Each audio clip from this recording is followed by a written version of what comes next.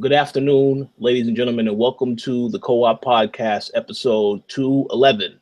I'm your host, Richard Billy Jr., and today I'm joined by Mr. Gary A. Swaby. How's it going, Gary? It's going good. I hope you guys had a happy Independence, and I hope you didn't get too drunk or anything like that. But yeah, I'm doing good at the moment. That's awesome. I also have the same sentiment. I hope nobody got too drunk on 4th of July. We're also joined by Mr. Max Muller. How's it going, Max? Hey, man, it's going good. Happy to be back. Absolutely. Happy to have you back as well.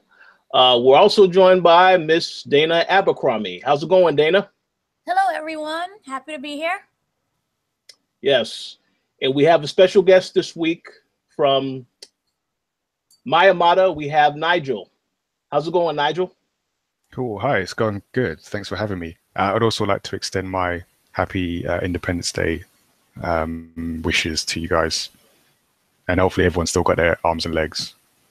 It's like nothing got blown off. Yes, we appreciate that. Oh, yeah, we're all here in one piece, so yes, I'm happy for that. Good. All right, so we may be joined by Mr. Lugo a little bit later on because he is currently busy at the moment, but we do have a couple of topics to get into this week. But before we do that, we're going to let you all know what we have been playing. So I'm going to let our guest Nigel go first and let us know what you've been playing. Cool. Okay. I've actually just recently been playing an old game, Tomb Raider. Well, not the original Tomb Raider because that would be really old, but the on PlayStation 4. So I was recently recommended to kind of get back into Tomb Raider, so I just completed that game during the week and really enjoyed it. You ever played the second one? Rise of the Tomb Raider, I think it is. Yeah, that's Rise of the Tomb Raider. So I've got to get to that one next. So I played because I had finished Uncharted and then I went straight to Tomb Raider. So it was an interesting comparison, and it took me a while to not make comparisons between the games and just enjoy Tomb Raider for the game it was, and then it's a really good game. Yeah, fair. Yeah, I know that some people, mostly the older fans, had a lot of complaints about how there wasn't really any tombs, but other than that, they really enjoyed the game. So yeah, that makes sense. Yeah. Like, I enjoyed it, but I didn't really play a lot of the older ones, unfortunately. Okay, I did play the first couple, and then I stopped for a long while. I mean, there were tombs you kind of had to like really look for them and go off the scripted path to go and like discover things, which I did on occasion. But I think aside from that, I think it's a really well made game and a good return to form for the series. Yes. Hey, and yeah, I do agree that it is a really good game. I know the lack of tombs did bother some people. I was somebody who did question that, but yeah, you definitely have to play Rise of the Tomb Raider when you get opportunity. That game is a lot better. It does have more tombs, but it's a much more personal story. But yeah, it's still a very good series. Looking forward to the next one. So one thing that I want to say real quick, and I probably should have did this in the very beginning. Nigel, I know that you are with Mayamada. I definitely wanted you to talk about that for those that, maybe they didn't check out when you was on the earlier shows. Let us know what you're doing right now, if you have any updates on any events that you're working on. Oh, yeah, sure. I mean, so I guess for anyone that doesn't know, Mayamada is my company, and we're a British manga brand. So we've created a universe of characters and stories, and we write and publish our own manga style comics. So we're based in London, and as well as the comics, we also do like clothing based on the characters and storytelling workshops, typically with young people in schools. And then we also have our own video game event called Gamepad, which we run London, because London's like a comfort zone, so we don't like to leave, just do everything in London. So yeah, we've got an event coming up in September. So we've been running this event for a couple of years now, And in December, just before Christmas last year, we moved into a new venue. So we've been there for 2 events, and our summer event is coming up. So we're hoping to have some new games, ARMS, Tekken 7, as well as some like favorites for people. So Super Smash Brothers, which is always gets a good reception. Mario Kart, which works well. And yeah, the idea is for us to create a social gaming event that just brings different types of people together to sort of have fun in the same space. Same space. So that's like guys, girls, families as well, and just have everyone having fun on the day. Hey, that sounds awesome. So you did say you said so you guys have an event coming up September, you said. Yeah, September 2nd. We had to push it back, but we're now sort of preparing to get everything and everyone together for Saturday, September 2nd. So if there's anyone that is in or around London that would like to join us, you can check out our website. Just like type My Matter Gamepad, and it'll come up, and then you can check out the details. Awesome. Yeah, awesome. I haven't been to the new venue yet because I know you got a new venue. I didn't get to go to the last event, but I definitely want to try and make this one. But I wanted to ask, like, have you seen a significant growth in the people attending the event since you moved to the new location?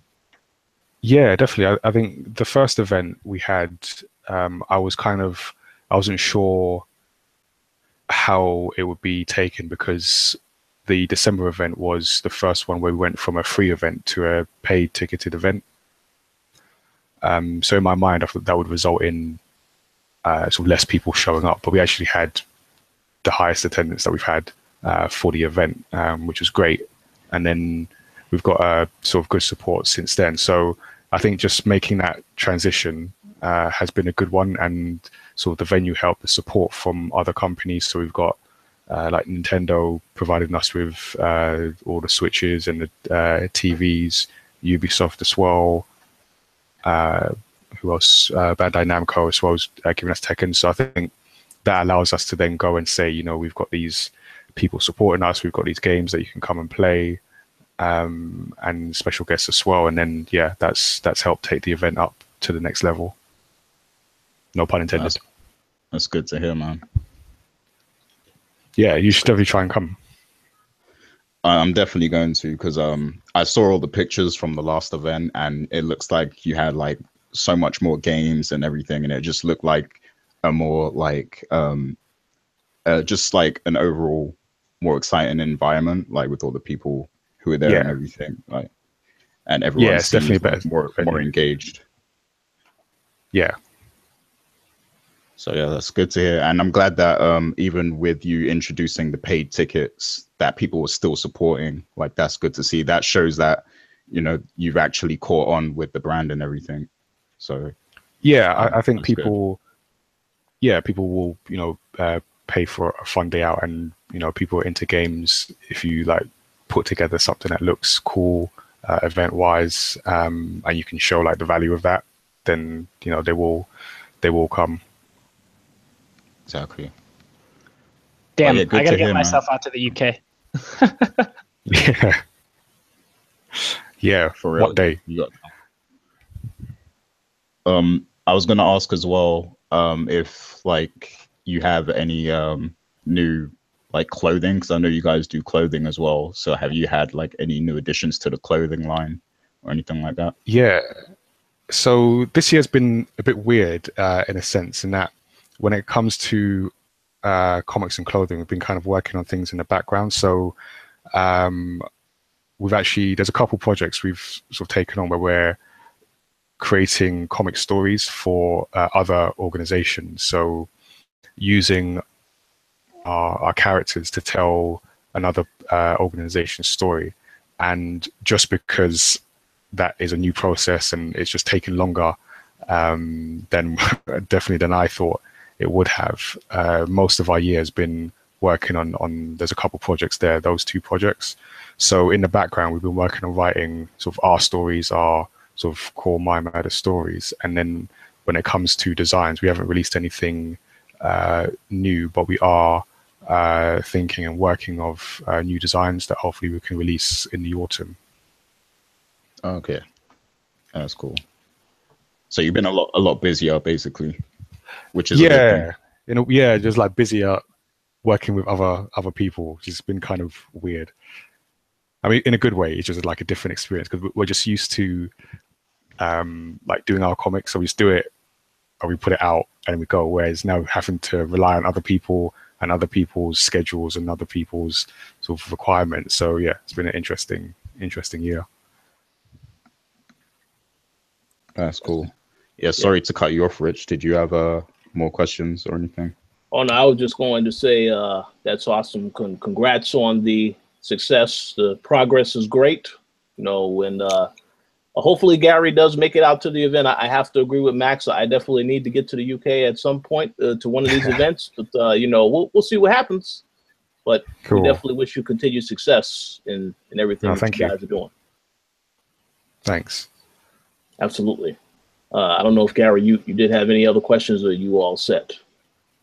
No, I'm just happy that things are prospering and, you know, the events are getting bigger and everything, because it was a good vibe when I went to the other location, but it was, you know, a lot smaller and stuff. So I'm glad that you have a bigger venue now and you can do more with it. You can do a lot more with that space. So that's good to see. But yeah, that's pretty much it. Absolutely. Yes. So we'll definitely talk more about the event as it gets closer. It definitely help to get the word out to try to get more people there too. Yeah. Did you plug the site? Like, let everyone know where they can, like, you know, buy tickets and everything like that. Plug your website and everything. Yeah, if you go to mymatter.com/gamepad, you'll be able to see all the like video and photos from last event, details on a new event, and then buy tickets as well. Awesome. Sounds great. Okay, Gary. So I want to give the floor to you now. Let us know what you have been playing. I know Overwatch is one of the games. So what else besides Overwatch have you been playing? Well, I'm going to surprise you, but not just yet. But I have played Overwatch, of course. And I'm very excited because they announced Doomfist. I'm not sure when he'll be in the actual game, but at the moment he's in the PTR. I just, you know, at the moment I can't really be bothered to download the PTR just to play Doomfist. And that's because I've also been playing Persona 5 and I've been playing a lot more of it. Like I've played like around 10 hours or so, like maybe more than that this week. And this game is like so addictive, man. Like I've got the Persona bug right now. Like this is my game. I've played noticeably less Overwatch this week. Like I've probably played a maximum of like 3 hours of Overwatch, which usually is a lot more than that. But guys, yeah, Persona. Yes, this is a big monumental. Yes, it is monumental. Wow. Yeah, man, Persona, like the game has so much depth, like the storytelling and, you know, the gameplay mechanics. Like they're still introducing new mechanics to like the battle system and how you level up and how everything works and everything. And I'm like almost 20 hours in now, I think. Like I'm past the 20-hour mark. And they're still revealing a lot of new additional gameplay elements.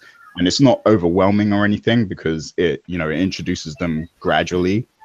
But also the game just keeps your interest to where, you know, it's not overwhelming at all. It's just like you actually want to learn these new things and you want to keep progressing because the story is just that captivating. And they deal with some real sensitive issues as well with the story, with the storytelling, because, you know, the main characters are students. They go to a school and everything. And I don't want to say too much to spoil it, but yeah, man, like some of the subject matter is definitely pretty deep. And yeah, like I've just never played anything like this. I've played JRPGs before, but this is like so well put together.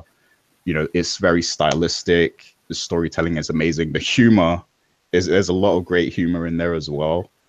And the writing is just like phenomenal. Like this game has taken my breath away. And I'll even go as far to say as it's my game of the year so far.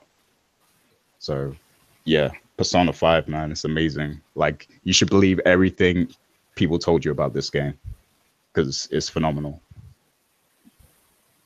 Well, I certainly do believe the hype. I know we've had. Now you're the third person from the site that has said it's an awesome game. We know Wesley, one of our other supporters, loves the game. So yeah, I definitely would have to check it out.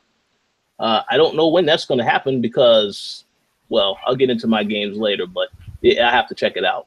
Definitely.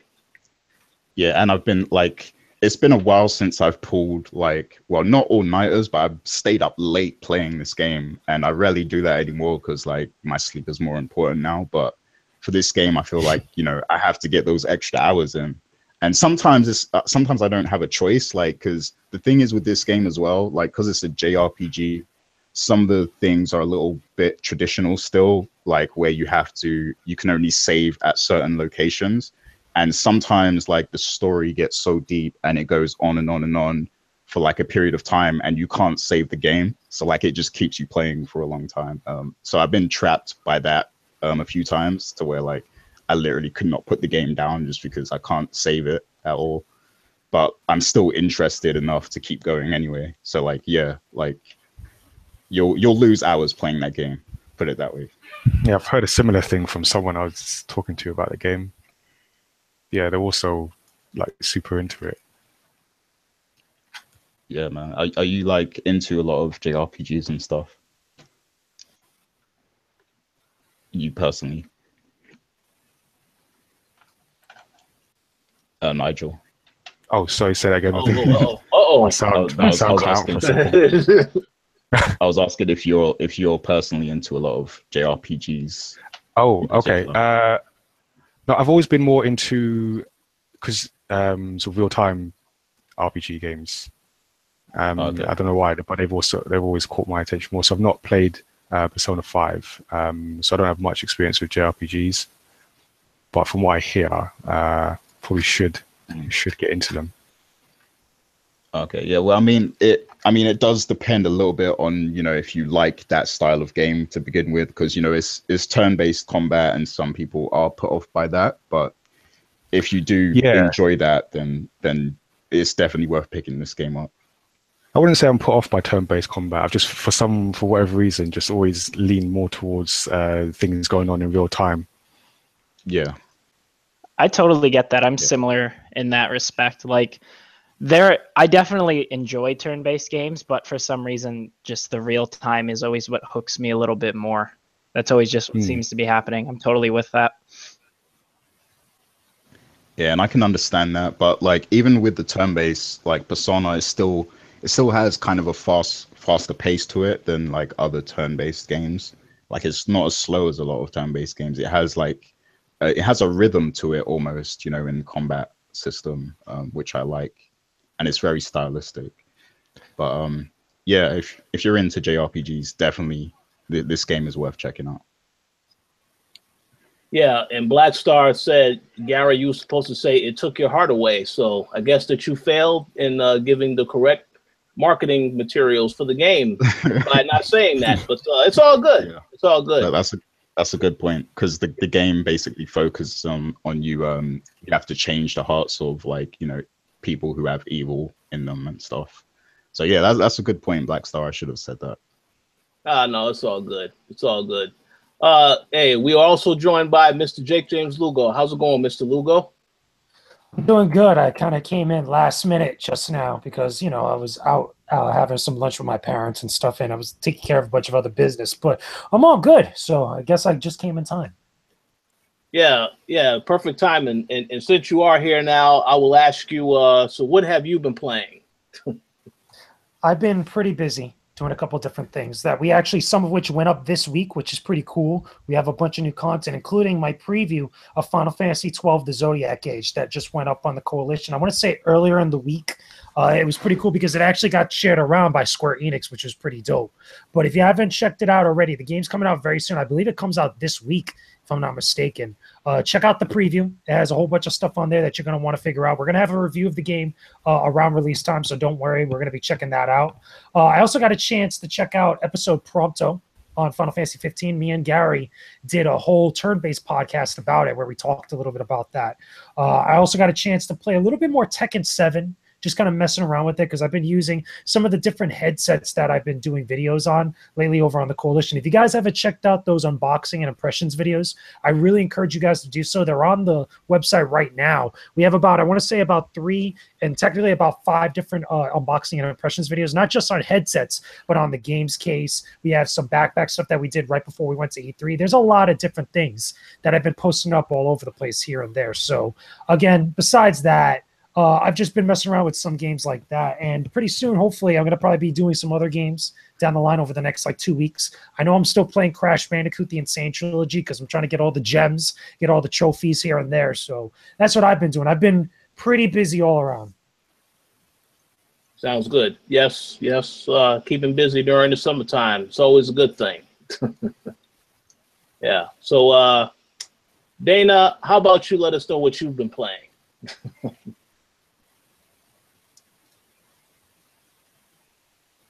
Yeah, hi. I've been playing a couple of games, actually. I've been starting, you guys can look on it for Thursday on the Koalition. I've been doing a Throwback Thursday to different games of the past and playing them now and how it feels differently from years later. So right now, I've been starting on Pac-Man Championship Edition 2. I've also been playing, you guys don't actually have this, it's in New York City only. The AMC IMAX has the Mummy Progeum Strike. I'm pretty sure I'm mispronouncing that word, but basically it's a VR game of the Mummy the movie, which really sucked, but the game itself is actually good. And you play as kind of like Tom Cruise and you're running around trying to kill mummies. And it's really effective in the sense that it uses the environment very well and the mummies are just running around. It's kind of like a combination of Resident Evil and just pure chaos. So I've been actually enjoying that, and I'm still playing Injustice 2. So those have been my little go-to games for a while. It's really hot down here and I don't like going outside. So those have been keeping me preoccupied. I hear that. That sounds awesome. And I just want to say before I move on to Max, I really do need to play that Mummy game so I can see why Tom Cruise is so desirable in the movie, whereas everybody wants a piece of Tom Cruise. So I need to play that game so I can see why they sweat this character so much in the film. He's better in the game than he is in the movie. Okay. It's weird, but I would just say play the game and just forget about the movie. Does he voice himself in the game? I'm genuinely curious. I think everyone voiced themselves. Wow, Yeah. That's insane. Yeah. That sounds interesting. I plan on doing that's movie related based, but right now the Mummy is the first wave that they're doing that's IMAX AMC releases, so it's pretty good. Okay, so we'll definitely recommend the game, but not the film. So that sounds good to me. Okay, Max, let us know what you've been playing. All right, I haven't been playing a whole lot this week. The 2 games that have taken up most of my time this week are still Forza Horizon 3. That's actually kind of replaced my casual game time with which is normally filled up by Rocket League and Halo 5. I'm instead been playing Forza, which is so addicting. I'm still spending a lot of the time in the Hot Wheels section, but I have branched out a bit more to the main game, which is still really fun. I can't say it's as addicting as the Hot Wheels just because the Hot Wheels is ridiculous, but it's definitely still one of the best racing games I've ever played. I don't know if I've said this before, but to me it feels a lot like the sequel to Burnout Paradise, that we never got. It's obviously not as focused on destruction and everything like that, but in terms of how you could just drive around and there's events at most of the intersections and stuff like that, and just the open world discovering different roads and that sort of thing, it's similar to that, which is awesome. And then for one of my other projects, I've been playing Fable Fortune for review, that card game that Fable is turning into. And let me tell you, it's one of the most generic card games I think that exists. I know Fable weird series because people really liked the first one. I know the second one was pretty controversial, but I think for the most part people were okay with it. And then third and onwards, people were just not the biggest fan of.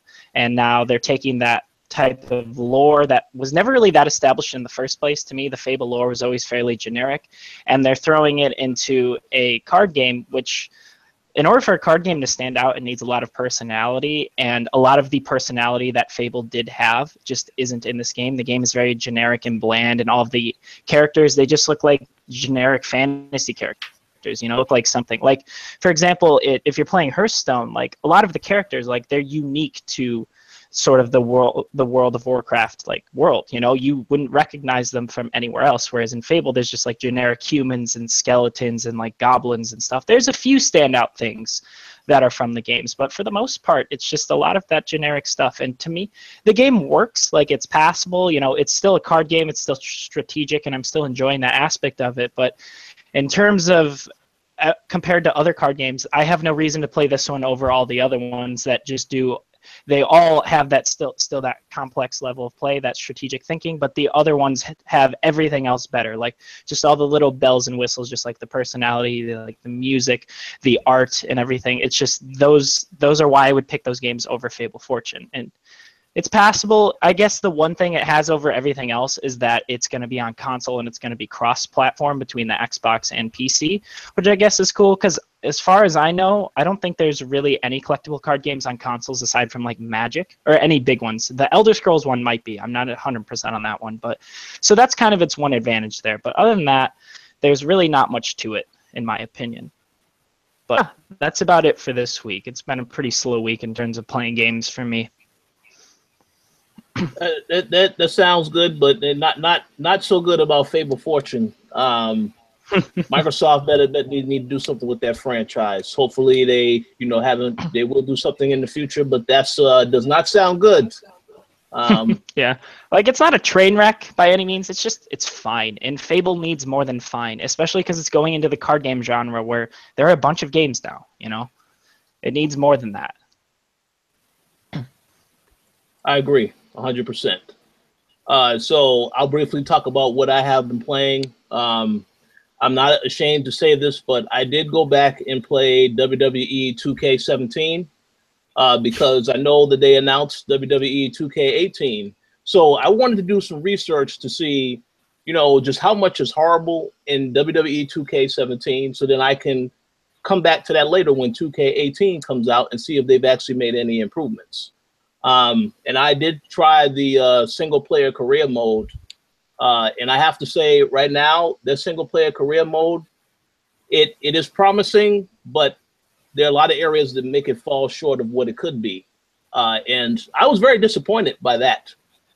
Simple things like if you win a #1 contenders match, you would think, okay, so the next match, I'm going to go against the actual title holder. And then that's not what happened. You're still participating in regular matches back and forth. So very, very disappointing, I have to say. And then they have a promo system that they have implemented into the game, which has a lot of problems because you could be saying something positive and then it comes off as negative. I mean, it's still a system that obviously needs to be retooled and reworked. So hopefully they improve that in 2K18 because that game is only coming out on current gen consoles. It's not coming to Switch. For those that ask, unfortunately, no, it's not coming to Switch, and it is not coming to 360 or PS3. So I'm hoping that means it's going to be a better game, better graphics, and better everything else. But we'll see about that. But yeah, I did spend some time with that. I did spend a little bit more time with The Evil Within. Still don't think the game is scary, but it is what it is. It's okay. It's still a decent game. Looking forward to The Evil Within 2, hoping that will offer something different, but it may be more of the same. And it's okay. It's not a horrible game, but it's just not a scary game, in my personal opinion. And I can say, last but not least, I am finally starting to play some of the stuff in my backlog. No, I have not had a chance to play Horizon yet. After hearing what Gary said about Persona 5, I know I need to play that, so maybe I will play that. But for now, I have just now started to play Metal Gear Solid 5. So I don't have too much to say yet because I'm only on right now. I'm only on Ground Zeroes. I'm actually playing Ground Zeroes, and then I'm going to go through the Phantom Pain so I can see why a lot of people said the game is great, but it has some issues. So I will have more to say on that next week. for sure. But that's all I've been playing so far. You know, a couple of games, not really too many major games. Obviously, there's a lot more games coming out though in the next couple of weeks, leading into August also. So we'll have more. I'll have more to say next time. But that pretty much concludes what we have been playing for this week. So we're gonna go ahead and jump right into the topics. In the first topic, I actually have to give the floor to Mr. Lugo because I did not see the Splatoon 2 Nintendo Direct. I believe that Nigel has also played the game. So, Mr. Lugo, feel free to tell us what Nintendo spoke about in this Direct. So just to kind of give a general overview and not get too crazy in depth with it, basically they had a Nintendo Direct that was focused mostly on Splatoon 2 because it's coming out very, very soon on Nintendo Switch. They gave an overview of like how the actual matches are going to be like, the flow of the game. Very similar to the original. But there is a couple little changes here and there. I know that the main hub, which is like the Squid City, has kind of been refined. It looks a little bit more like a giant rave right now, especially with the new characters that are going to be kind of like, I guess, you know, their host, which of a new show called Off the Hook, compared to like the Callie and Marie show that was it in the first Splatoon game. It's pretty cool. I guess that if you were excited about Splatoon, well, when it first came out on the Nintendo Wii, you're going to be excited about Splatoon 2. It's more of the same. They have a few, like, I want to say extra weapons and a few, like, adjustments to some of the game modes for people that play online and stuff. They obviously have a single-player campaign, which is going to be different, and it gets into more of the story about that world, which is very, very cool. So that was really the main gist of what was going on with Splatoon 2. They did kind of show a little bit of the Nintendo Switch Online play, or at least with the app, which, again, you guys know my feelings on the Nintendo Switch app for the online play with the voice chat and stuff. But they really kind of gave a very light overview of what that's going to be like. So that's what that whole Nintendo Direct was like. Okay, that sounds cool. And Nigel, you said that you've actually played some of Splatoon 2. So what do you think of the game based on what you've played so far? Yeah, I managed to play a little bit a Switch pre-release event in London, and I had a lot of fun with it. I never played the first one, so I wasn't sure exactly what to expect for the new game. But they had it set up right, so you had people split on teams on either side of a bank of TVs, and yeah, it was a lot of fun. I like what Nintendo are doing with taking like the competitive format in like Splatoon and ARMS and just making it fun. So people who, like myself, I would never consider myself a competitive gamer, but playing Splatoon 2 will make me think, okay, I can play this because the mechanics are presented in such a way that, you know, you're firing paint. I could do that. I think I can find some paint around the place. So I got to play for, I think, a round or two. So it's a very short time, but from what I played, I did enjoy it. Okay, yeah, that sounds cool. So I now I have a question for all of you, though, and I have to ask this question because we had this discussion before we started recording. So I wanted to ask you guys now: do you think that there will be more Nintendo Switch units out by the time this game actually comes out, which I believe is July 21st? They had some more units that came out on Amazon. I know I saw Cheap Ass Gamer actually tweeting about it, where there was more units in stock, both at Amazon, I think also at GameStop at one point. So I would assume so, especially with that news coming out. I don't know how long it's going to last, though. Yeah, I would hope that this is a big game for Nintendo, that knowing it's coming out, they would make sure there would be more units. So I'd like to think there will be.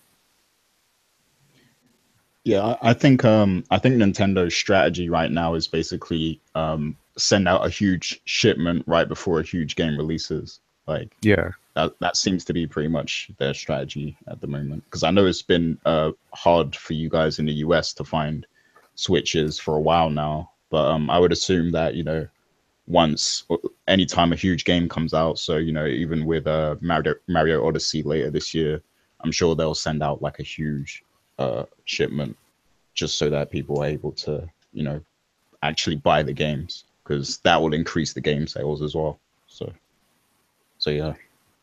Yeah. I believe that all of you are correct in what you said. I will say that I did see the Amazon tweet about the Switches, and within 20 minutes, now they are sold out again. So it's still hard to find the Switch. Wow. I know that I went to GameStop yesterday because I figured, well, why don't I ask them for some information to try to get an idea of when they may get more in? And the guy told me, well, what GameStop does is they do sell online, and most of the time, all those orders online are fulfilled like immediately. So they can't. It's not possible for them to send any to any store because they're gone as soon as they come online. So, say what, Dana? Go ahead.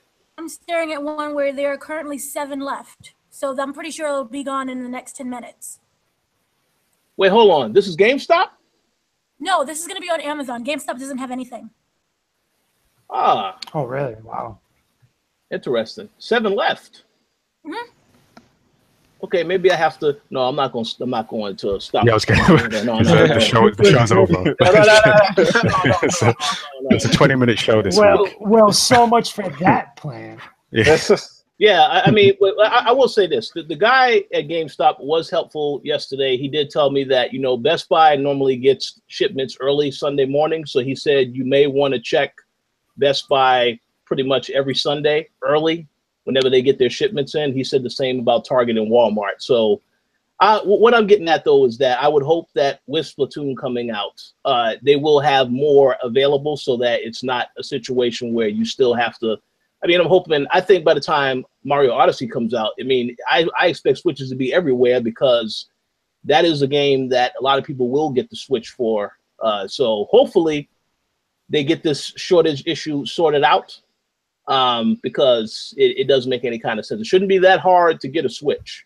Understand it's a popular console for the moment, but they got to get better with, make the hardware meet the demands, and then everybody can have fun playing on the Switch. But I agree. Yeah, they need to get that sorted out. So we'll see. Does anybody have anything else they want to say about Splatoon 2 or Switch before we move on to the next topic? I wanted to ask JJ if. Oh, go ahead, Dana. Sorry. Oh no, I was just going to say that it would be smart of them to release some more by the holiday, but this can end up being. I don't know if you guys are old enough. Remember the Cabbage Patch situation? Oh, I remember that. Yes. Yes, and they shorted the orders for the Cabbage Patch, and it was the big fights you would see worldwide of breaking out over Cabbage Patch dolls. Do you think Nintendo would do the same thing? I hate hearing about that stuff. Oh my god. Well, hey, during Black Friday. So that's why it is called Black Friday. Maybe it should be called Black and Blue Friday from the fights that I've seen. Yeah, I listen. I hope that doesn't happen, but I think that is going to happen still. I believe. Yeah, even if the Nintendo Switch is not the main issue, some people may be fighting over a Xbox One X. No, I'm just going to laugh and be sarcastic there. I don't think there's any fights for that one. No, but I will let you pay for that one.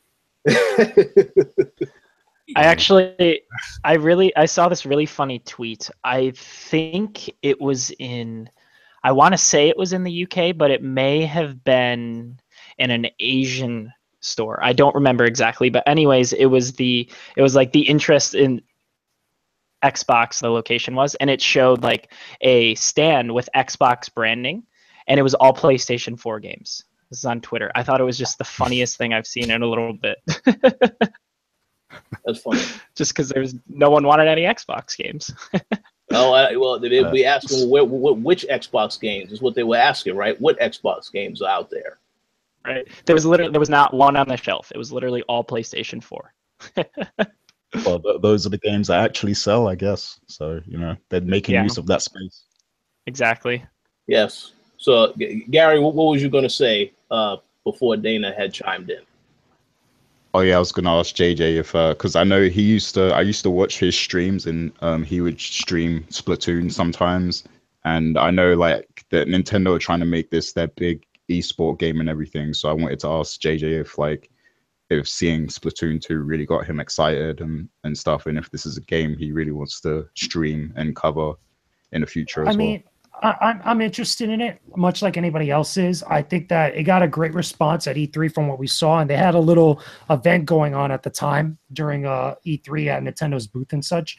I think that it's going to take a little bit of time for it to become a quote-unquote esports game out there, even though they want it to become something as popular. Those things don't just happen within a few months or even within a year. It does take a dedicated community of people really pushing the game out there and really putting money into events and different types of prizes, and also just making sure that the notoriety is consistent for a long time in order for it to become an esports title. The biggest problem with that now for Splatoon 2 specifically is because not as many people have the console. The reason why games like League of Legends, Dota 2, StarCraft, Call of Duty, Halo, and other games right now that are considered esports titles or games that could be viable in a competitive scene, both with sponsors and with players, is because those games are easily accessible in a variety of different ways. You could get the consoles a lot easier in people's households in order to play them. With Splatoon 2 right now, because of the situation with the Nintendo Switch,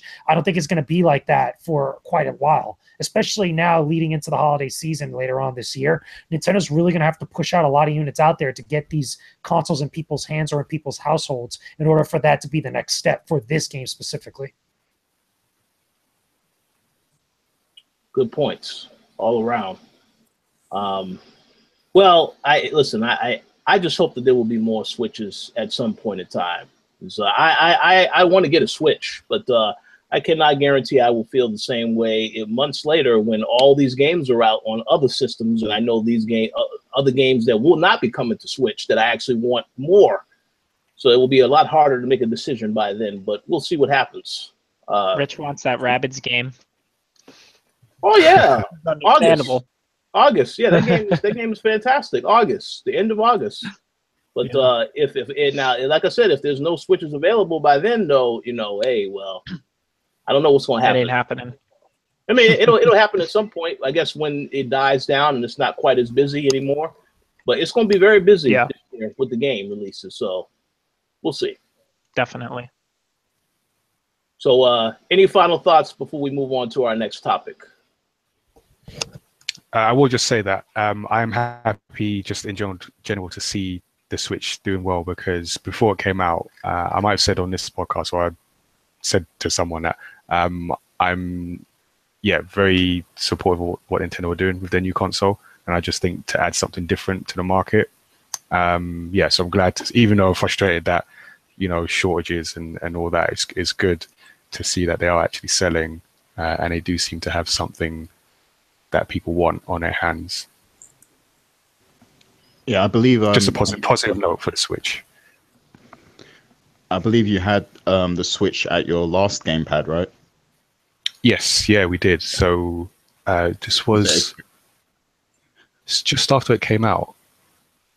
So we had a few units. We had people playing 1-2 Switch, trying that out, and the people there really liked it. I got to play a bit more there as well, and I just want to see them do more successful things, really. That's cool. So was it a good response from everyone who played it?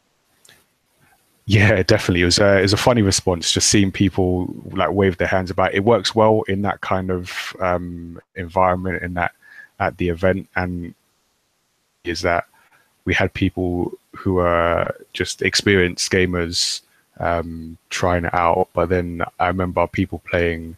There was a particular person who came with his niece, I think, and I spoke to him.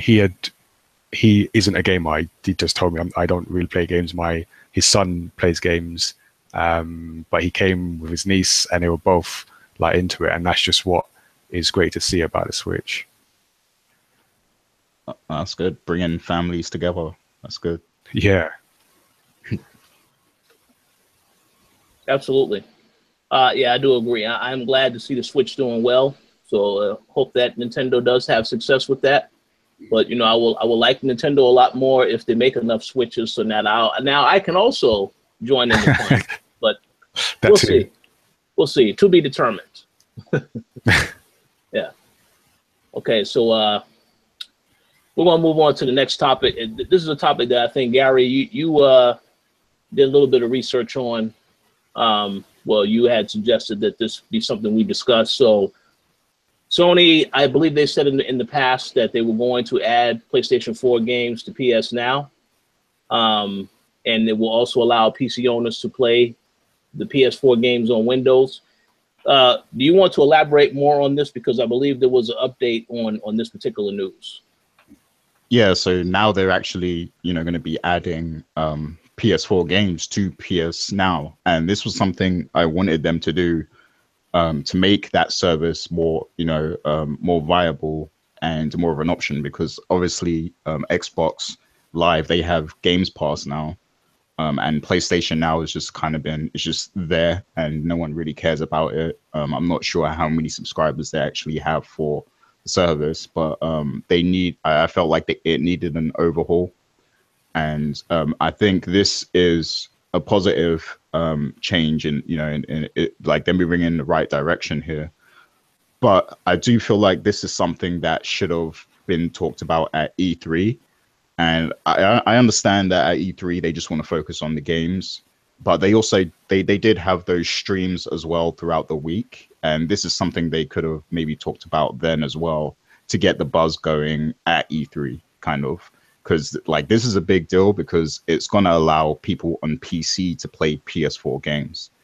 Now, granted, they will be selected games, so more than likely they're going to be like really old PS4 games and stuff, but it's still a big deal, and this kind of puts them on a better playing field with Microsoft in terms of games on Windows, because obviously Microsoft is doing a lot on the Windows platform themselves. So this the fact that PlayStation Now is something that is an option for PC gamers, having access to some PS4 games is it's a big step in the right direction for them, I think. So yeah, I wanted to highlight that, and I wanted to get some thoughts from you guys on what you think of that. So I'll go to you first, Max. What do you think? Like you were saying, I think this is pretty big news, and I think that it's definitely a good start. But I guess my one problem with it right now is that a majority of the games that are listed on there are multi-platform games, like games that you could already get on PC, and like that you may even already have, like for example, Evolve or Tropico 5 or Helldivers, Resogun, Broken Age even. I know that the UK is getting a lot more of these games right now according to this list, and there's like Heavy Rain is on there, for example, which is awesome, but for what this list looks like right now, there is really nothing on there like PS4 exclusive that's really intriguing. Honestly, there's only a few things on there that are PS4 exclusive at all, like Heavy Rain, Killzone Shadowfall, and and God of War 3 Remastered, if I'm not mistaken. I don't think those are worth it alone, though. Like, this is something that's definitely going to have to grow, but I think this is a great start.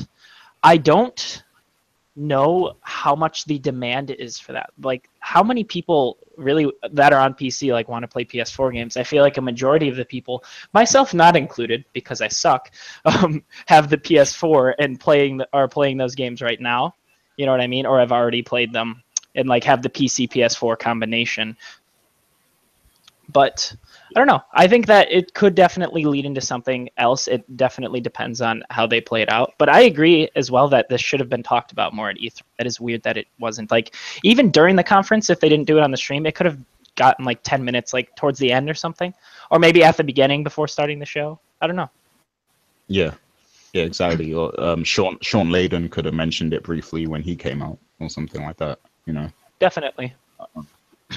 But I do agree with you that, currently with these games listed here, it's not that big a deal, and it's nothing PC gamers should be running to at the moment, especially because of the pricing. I feel like they need to work on that too. But I just feel like I'm thinking more long term, and I feel like if they keep working on this and keep adding more PS4 games to it, that could be pretty good for them, and they might actually, capture some PC gamers who will subscribe and stuff. So yeah, especially if they add games like The Order 1886 or Uncharted, Infamous, games that are synonymous with the PS4, like you know, that will pique people's interest, I think. What do you think is the Exactly. likelihood of? What do you think is the likelihood of them releasing those kind of top tier games on the service? It's probably unlikely, to be honest, because, you know, I'm sure Sony want to keep stuff like Uncharted. For people who buy the console, you know, they probably don't want to give too much away. But Yeah, Maybe sure. that's why they didn't. Oh, go ahead. No, I was just saying maybe that's why they didn't make such a big deal out of this program and releasing of all these games with the PS format thing, is because these aren't big games. These are games that everyone pretty much owns already, and nobody's gonna flock to it. So I think the promotion of this is gonna start getting bigger if they start incorporating more games that are exclusive and games that people care about more. So we're just getting at the very beginning. So to criticize this right away, I think it's a little too early. I think give it a couple test runs and see what happens. Yeah, I think definitely. that it would definitely be great if they, and worth it if they added on games like, for example, Miguel just said in the chat, like Bloodborne, or like early PS4 exclusives that people aren't necessarily buying anymore, because, you know, there's all these other games to play, and they're in the current scene with like games like Horizon and Nier and all that stuff. And that's just another way to get that sort of income stream, even if it's a small income stream, just and get the full value out of those games and just keep squeezing them a little bit more. I think that'd be interesting. Yeah, I agree. I think if they could release some level of exclusives, even if they're older ones, in sort of a similar way where Netflix will release shows after they've had their run on TV, then they'll come to Netflix in some cases. Then a similar thing could be done that way. At least you've got something to say, this is only available on this service, and then that's an incentive. Yeah, hey, so I agree with pretty much everything that you all had to say, but I have another question. You know, you mentioned great games like Infamous Second Son, not on the list. Uncharted, not on the list. Where is Knack? Because I think that is the game.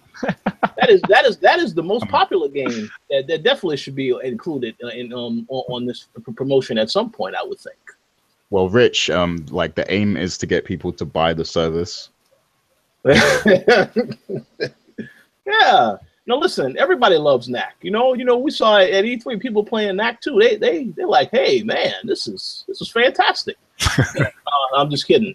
Well, we'll see what happens. I do agree that it's hard to really judge based on the list, and you have to give them time to continue using the program, add better titles. It's similar to when Microsoft announced the backwards compatibility and people were complaining because they saw the list of games. They're like, well, where is this game?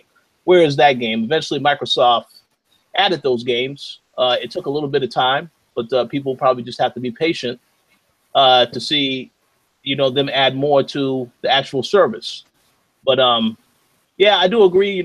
They could have talked about it during the streams. I understand them not talking about it at the actual show that we was at, because that was meant to be a showcase event where you just saw the games. And I love that format when they do those types of shows. So I'm fine with that. But yeah, they could have talked about it on the streams afterward. But either way, for those that use PS Now, I'm happy for them. If they, there's something for them to look forward to. I don't really use PS Now, so I don't have a need for the service, but I'm not going to bash it because there are some that are fans of it. I know we have Seth, who is a huge fan of PS Now, so hey, more power to you guys if you enjoy it. It's good that you have more things to look forward to. But did anybody else want to say something on this topic before we move on? Yeah, I mean, just to summarize my thoughts, like, I understand that the games that are there now aren't, they aren't anything that would make people run to buy the service. But just the fact that the potential is now there, that's what, makes me really think this is a big deal kind of thing, because now the possibility is there. And I feel like, because Microsoft, they've had so much good press from having backwards compatibility and Games Pass, and PS Now is what is kind of what Sony wants to be that for the PS4. So, I feel like they should highlight it more and not treat it like, just a side thing, like a side project and stuff. So that's my whole point with it. I agree. Yeah. But we'll see. I mean, they can. I do think when they do announce these other games that are coming to the service, that'll probably be, a lot of people will like those announcements when they actually announce games like Uncharted, stuff like that. People will love those announcements. But we'll see what happens. But yeah, I guess this is something. Again, for those that like PlayStation Now, it's great for them. If you don't use PlayStation Now, you probably don't care, but if you use the service, it's more power to you. I have no complaints. It's something as opposed to nothing, but just my opinion. So we should move on to the next topic. And this is, once again, something else that I don't really know all the information about this. I only know that it has been something that has been talked about. But maybe Max knows more about it since, he heavily supports Microsoft. That's one of his favorite companies, correct, Max? Oh, is that true? I'm not so sure on that one. Okay, so pretty much we now know that Xbox Live is going to soon allow users to gift games. Now, you guys who are PC players, maybe you can correct me. You can already do this on Steam, correct? Yes, 100%. Yep. Okay, so what do you guys think of Microsoft now pretty much doing this with Xbox Live? You think this is something that was overdue for them to do, or do you think it's nothing special? Yeah, I'll go ahead. Go ahead, Gary. You go.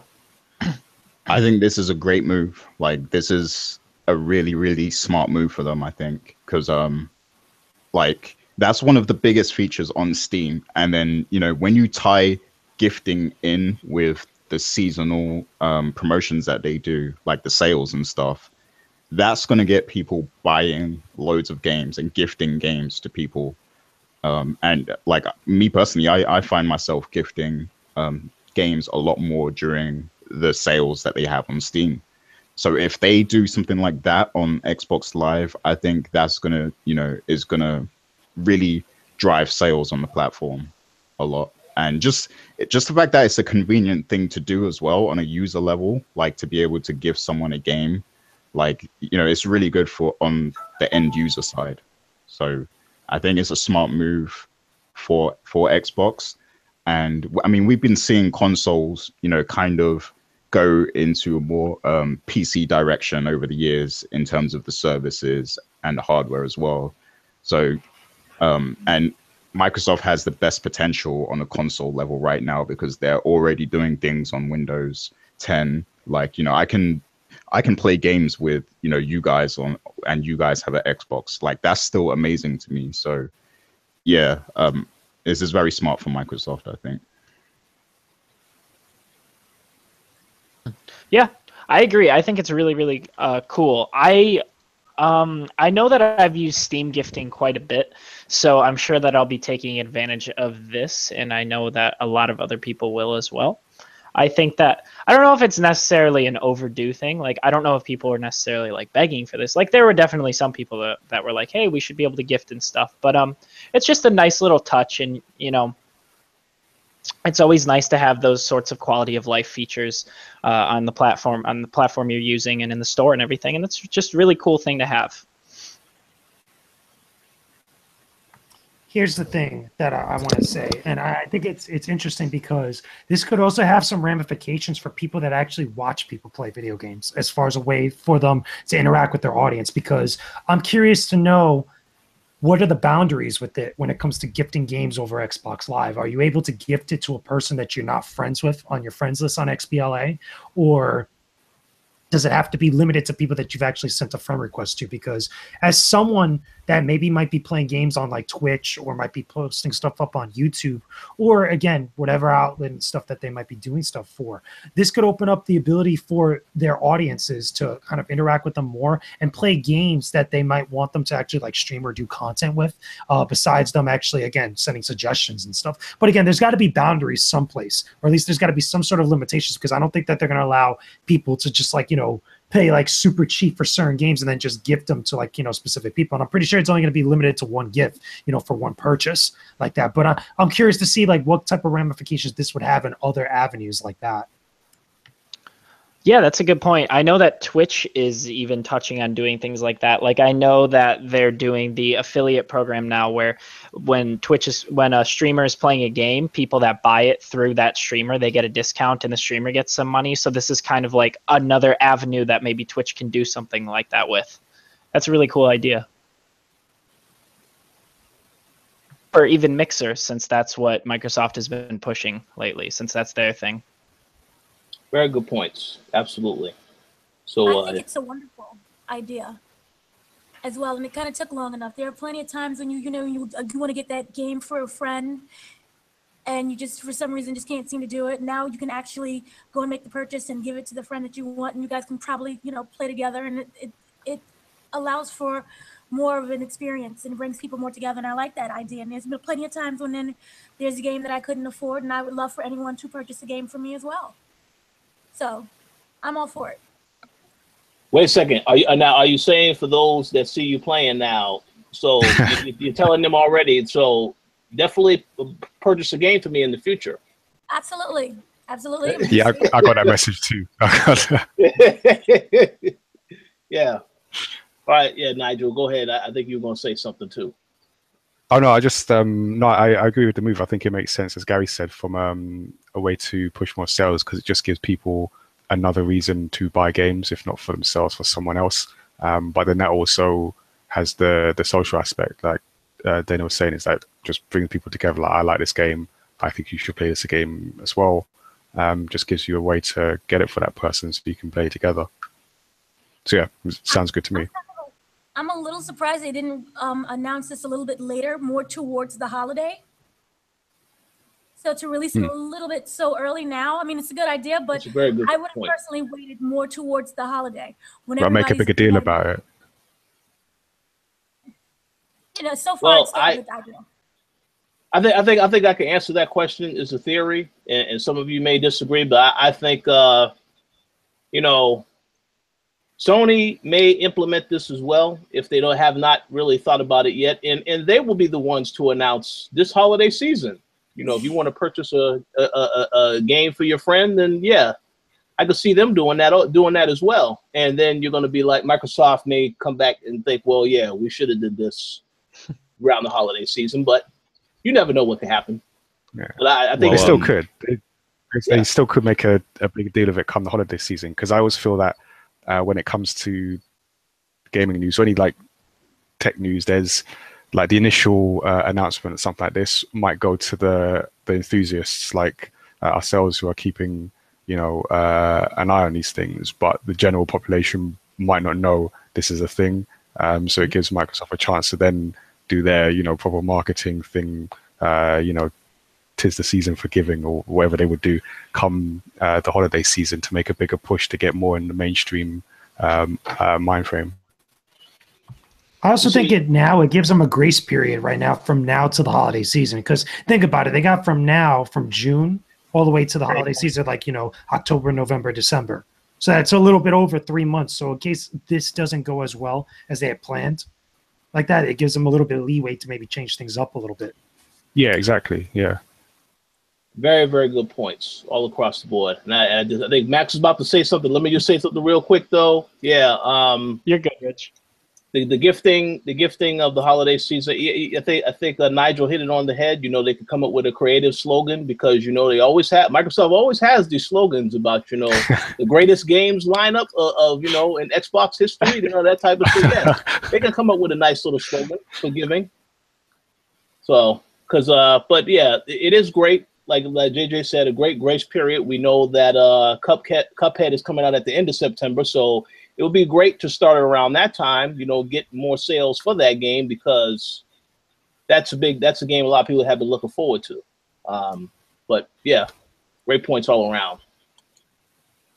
So, any other thoughts before we move on to the main topic for today? This is what Microsoft is giving us instead of exclusives. Oh man, Max, that right there is a a shot taken at Microsoft. You know, that's dangerous territory. But no, you got, listen, Max, you got Crackdown coming later this year. That looked very disappointing. You have Tacoma's coming out next month. So there's a couple of games. Oh wait, you can play those games on PC. Never mind. There you go. Yeah, we'll see. To be fair, go ahead. I was just gonna say, to be fair, actually, PC. I think it was PC Gamer did an article saying that Crackdown is actually really, really, really fun, which was reassuring to hear, and I'm actually surprised to hear that. But we'll have to see more on that. So I will say this: Crackdown can be fun. I have to say, in the looks department, though, it's not looking too good. Hopefully, it is fun, you know, and this could be a situation where, you know, looks aren't everything. Like, you know, the game could still be great on its own, but we'll see, because Agents of Mayhem is coming out before that, and almost every person I've spoken to said they're looking forward to that game more than Crackdown. So hopefully it does turn out to be good, but I think the fact that Microsoft decided not to have a major presentation for that game at their conference, that's a little worrisome right there. But we'll see. We'll see. So any final thoughts before we move on to our main topic?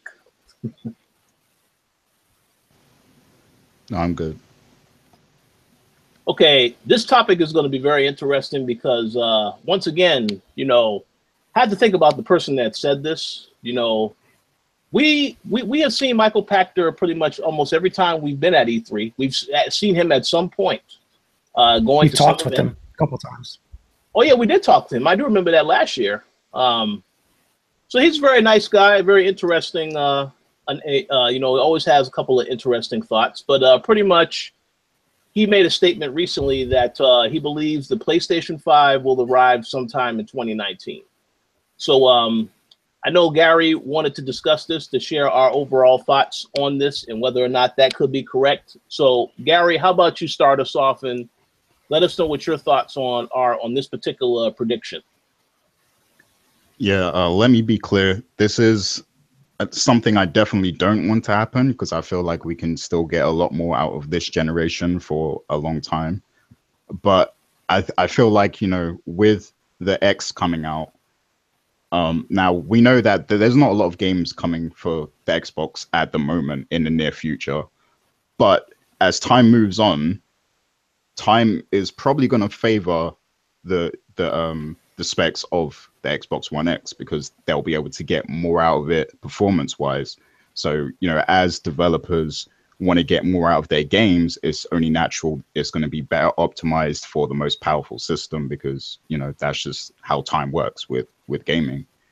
So because of that, I feel like that's going to put pressure on Sony to want to come out with another console. So I don't think it's that far-fetched to say 2019, to be honest with you. Like, I would go 2020 maybe, but thinking, like, if I'm thinking like a business person, I don't feel that that's that far-fetched for them to want to put something out in 2019, because, you know, like, time is going to treat the Xbox One X better than the PlayStation 4 and the PlayStation 4 Pro, because, you know, it's just they're going to be able to get more out of that system for longer. So yeah, that's my thinking on it. So it might not be that far-fetched. I know a lot of people have been kind of disagreeing with Michael Pachter on that, but I don't feel like it's that far-fetched, to be honest with you. But what do you guys think? I was going to say, like, I think it's more because again, I haven't really watched the video and I haven't really watched exactly his exact thoughts. But I think a lot of that thinking, not just from him, but from other people that might be agreeing with him or might be saying that, might be based off the fact that, again, we're getting new iterations of some of the current gen consoles. So they think that a lot of the new hardware, just new iterations of hardware, or whatever the next step is going to come a lot more frequent than we've had in years past. The thing is, and I think that a lot of people need to look at, is that PlayStation and Sony in general doesn't need that right now. Not only are the developers not really clamoring for that, but also the sales and just the overall public is not really asking for that. It has nothing really to do with developers, what we've gotten out of the consoles currently right now, what we've gotten out of the PlayStation 4 Pro or just the PS4 in general, I think it's more as like, okay, is this really an immediate thing that people are going to dive into or going to want to dive into within the next year or so? I don't think we really got that type of response, or at least the type of the response they were asking for when the PlayStation 4 Pro came out, or since the PlayStation 4 Pro has been out. I know it's been selling, but I don't think it's been a thing where it's been really like an explosive piece of hardware currently at the moment. Reason being is because a lot of people already had a PlayStation 4, or at least had a model of PlayStation 4 before the Pro had came out. So with the PS5, I'm kind of with Gary on it to an extent where I want to say like a late 2019 to 2020 timeframe is when we start talking about that, or when discussions start to pop up. I know a lot of people have been looking at different like events here and there in different parts of the tech industry, trying to connect the dots as far as like either Sony looking into maybe a new type of like, processor or new pieces of hardware in various different places as like a way to see like, oh, they're probably already thinking about the PlayStation 5, which is not far off to say. Most companies, whenever they have a product or console out there in the market, there's always that long grace period of when they're doing R&D for whatever their next console or their next piece of hardware is going to be. It's not just home consoles, it's also handhelds. You see the same thing with Nintendo. You see the same thing with PCs, obviously, with different tech companies that are out there. So maybe they're talking about it, maybe they're thinking about it, maybe they're in the R&D department right now trying to mull over whatever the PlayStation 5 is going to be. I don't think we get it, like the actual consumer version of that product, whatever it turns out to be, anytime within the next 2 or 3 years. I think there's still a lot more of a grace period that we're going to get out of the PlayStation 4, just in general, whether it's PS4 or PS4 Pro, before we really start seeing or hearing the rumblings of whatever Sony's next console is going to be. Yeah, and also keep in mind that 2019 will be 6 years since the launch of the PS4, the original. And last generation, it was 6 years. The cycle was 6 years. So, yeah, I guess that considering that, it makes sense to make a prediction like this. I can see why that would come, because it follows the cycle. But I feel like this latest generation of consoles is different in that the hardware can last longer, and like you said, Gary, I guess there are people like asking for this. I kind of feel like there's kind of similar transition where, like with TVs, you went from like standard def to high def, and there was like a big clamor to get the latest high def console, and then you've got TV, and then you've got other things like OLED and 4K, where we haven't seen the same rush to go and get the latest technology. And I kind of feel something similar with consoles, where going from, say, PlayStation 3 and Xbox 360 to Xbox One and PS4, kind of can see a big difference, and there's been more of an uptake. But I'm thinking, what's the next thing that's gonna get people moving to buy more hardware? And like me personally, I think like the Xbox One X is just making, stuffing more hardware, more advanced hardware into a box isn't necessarily going to get it, because people aren't going to see the immediate difference, if that makes sense. So for that reason, I feel like this console generation will last longer, maybe with the small iterations like the PS4 Pro, but I think it will last longer than the previous one, because the hardware is much better, and there's still a lot more that can be squeezed out of it. I don't even feel we're necessarily to the point yet where we're even squeezing the full potential out of these boxes. So I wonder why would someone, what would be in a PlayStation 5 that would make someone want to go and get it by 2019? I mean, yeah, for that reason, I kind of don't think this will happen, at least not by 2019, unless there's some reason for it, and I don't see that yet. So I think that you've all made great points. I just wanted to say something real quick, because I know Gary said something I thought was interesting. He did mention that, eventually a lot of the games will get better on the Xbox One X. I'm not entirely sure if that is true yet, based on what I have seen, because I've been seeing reports of different games coming out, and pretty much the developers saying yes, it may run 4K. I mean, they're still trying to figure stuff out, but it's still going to be 30 frames per second, like it already is on the PlayStation 4 Pro. So there will be some developers that may not decide to really go all out with the Xbox One X and just have it at the same specs as the PlayStation 4 Pro. But we'll have to see, because I haven't really seen too many games coming out on the Xbox One X yet that I'm seeing a noticeable difference based on the specs that they've already said that they're going to have. With that said, though, I do agree that the 6 years in between, yes, that is correct. That was the big thing with last generation. So it is possible, but the fact that they are releasing the PlayStation 4 Pro came out last year, and then the Xbox One X, that may extend the time slightly, maybe by an additional year, I would say. But you know, it's no telling how they'll go. What I will say is that, you know, with Sony having all these major games coming out next year, you know, you got Spider-Man, which already is 2018. There's no date yet. You have God of War, which is early 2018. I think with all those major games coming out next year, I think it may be slightly too soon to release that PlayStation 5 in 2019, unless it's at the tail end of 2019 going into 2020.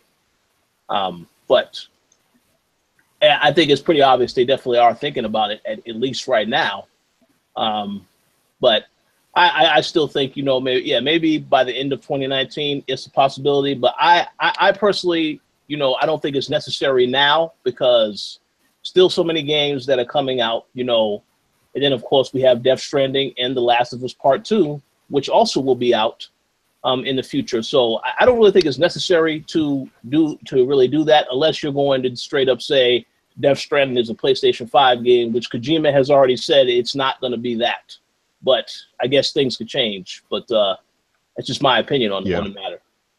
I'm glad you said that, because that was a major concern I had as well. Because I hate when major games come out at, you know, a transition point when there's a new console coming out, and like you're kind of forced to buy the new console to get the best version of the game. Kind of like I hate when that happens. So I do hope that they do extend, you know, the period of time until PS5. But what I want to say as well, to bounce off of what you were saying before, there's going to come a point where 4K becomes, like, 4K TVs are going to become more standard. And that's when probably there's going to be a lot more pressure on developers to create 4K content, like fully 4K content for their games. And just by, you know, looking at what was shown of the Xbox One X, it probably is going to handle 4K better, unless the developers specifically, you know, want to develop it, like optimize it for PS4 Pro over the X. But, you know, if it's a case where the developers are going to make the game to the best of its potential on each platform, then the X is probably going to handle it better. So at that point, you know, that's when you may start to see, you know, a shift to where that becomes the primary 4K system. And if it gets to that point, you know, then Sony are going to be pressured to want to release something new. So, but do you think that, because as I understand, like, Sony are selling more consoles right now, and developers prefer to go with what you know, match the requirements of the system that is selling the most. So if Sony aren't necessarily leading the 4K revolution, do you think that would affect the need to do games in full 4K?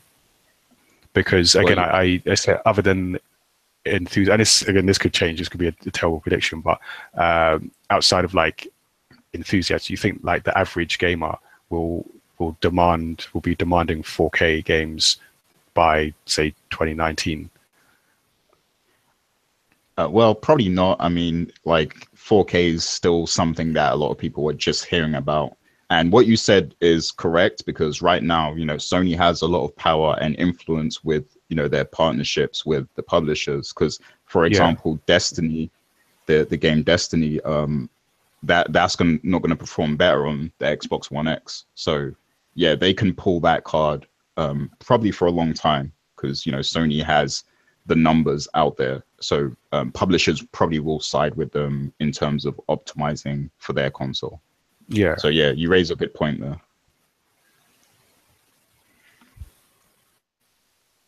We'll see what happens. Dana or Max, do you have anything you would like to add?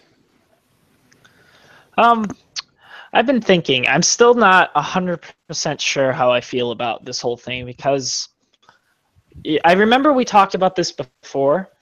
I think it was a couple months ago now, and I was leaning more towards this sort of thing happening.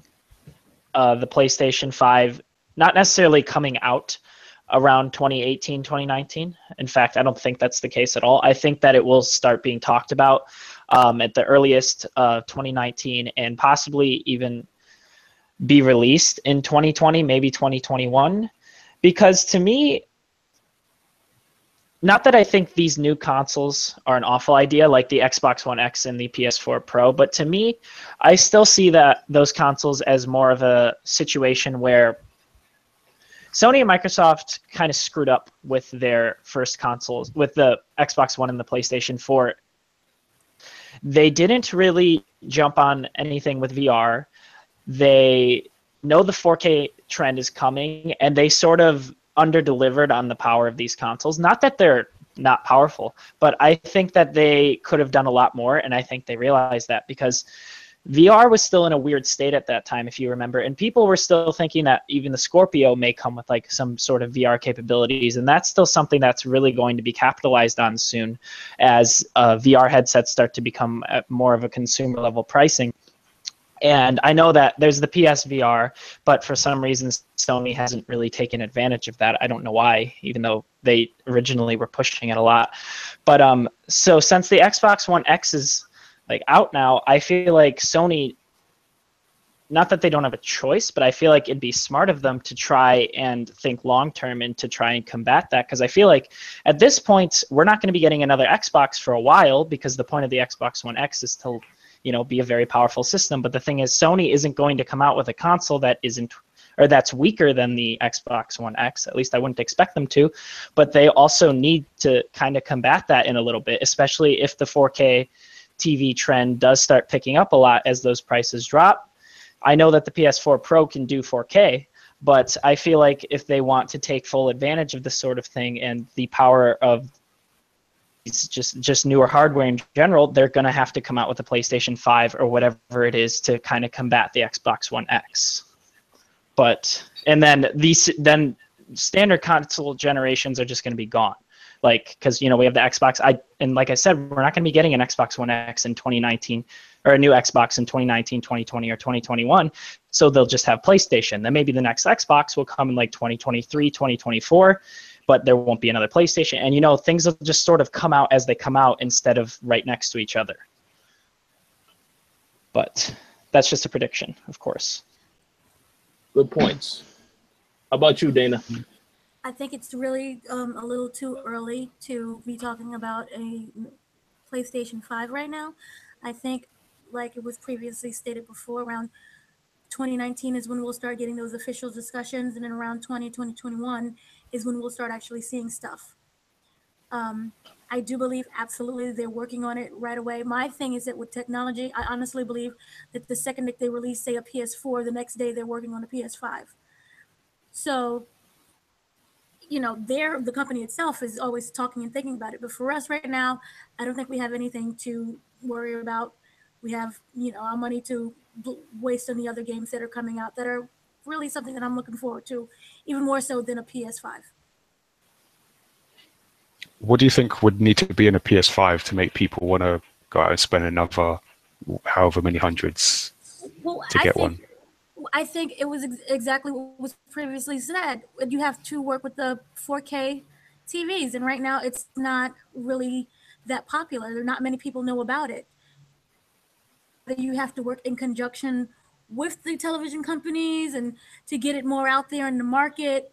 But for right now, I don't see that happening. No one, except for, a small handful of people and a small handful of gamers right now are really thinking about 4K. And 4K itself, to me, is just way expensive. So they have to work with them on lowering their prices of their television. The television for 4K for me is almost around actually $4,000. So I would $4,000 plus a new console. That's a lot of money, and then I have to buy a game. So wait until 4K gets more popular. Wait until their prices drop down, and then I'll be excited for a PS5. Yes, excellent thoughts. I just want to answer Nigel's question real quick. He said, "So what is it going to take for people to be convinced the PlayStation 5 is something they need?" It's simple: Uncharted 5, a new generation, with Nathan Drake's daughter as the lead protagonist. That could definitely do it. Okay. And Okay. Horizon Zero Dawn 2. Yeah. Horizon Zero Dawn 2. Yeah. That's it. Game over. There you go. Cool. I think that I think that some sort of VR, assuming that VR becomes like a normal thing and consumer level, like how they tried bundling in the Kinect with the Xbox One or even the Xbox 360 when they announced it, and we all thought it was going to be this really cool thing. If whatever, they dropped that quick. Exactly. If they include something like that actually delivers and that they actually keep going and actually has really cool stuff, I think that would be the best way to consoles. And I think VR is like, it's like that's given to them right there. They can make a partnership with one of these companies, or Sony can reiterate on PSVR and just create some killer exclusives that are only available on the PS5. But the thing is, like, VR is integral to the console. Not saying that every game has to be VR, but it's just another feature that it's part of the console. Just like how the Kinect was supposed to be a part of the Xbox One, and then they came out with the S, and then it wasn't. But that's beside the point. Like, that would be really cool, because like Victor was saying in the chat, power, like, it's getting to a point where it's getting much harder to see the graphics difference in these games unless you're like really into that sort of thing. Like, I don't think casual people are really paying attention to that as much anymore. They need something more than that now, than just realistic graphics. They need a new way to play a game. Like, I think that's why the Switch is doing so well, partly because it's blending the portable and the handheld, or the portable and the home kind of console. It's actually providing something new rather than just something prettier, even though it's the same thing we got before. Yeah, I totally agree. I do think in a weird way we're at a place where at least like visually the games are good enough. So for the average person who's got one of these consoles, where if you bring out a PS5 and if it only did 4K, I don't feel that's going to make anyone move with any great speed to get the new especially to spend the amount on a new console just to get slightly better graphics, where maybe the average person, only if you put the two side by side would you ever be able to see, I've got the inferior graphics. So I definitely agree that there would have to be just something different aside from the visual. So either a new way to play, so maybe you've got VR in from the start. Maybe they've managed to find a way to make VR more efficient and give you two headsets. So now you've got a whole different possibilities in terms of gaming right out of the box. But I think it would have to take just perceptibly different, like the average person can see, this is a completely different way to interact with these games. I'm going to be interested in buying that. Outside of that, I don't see where any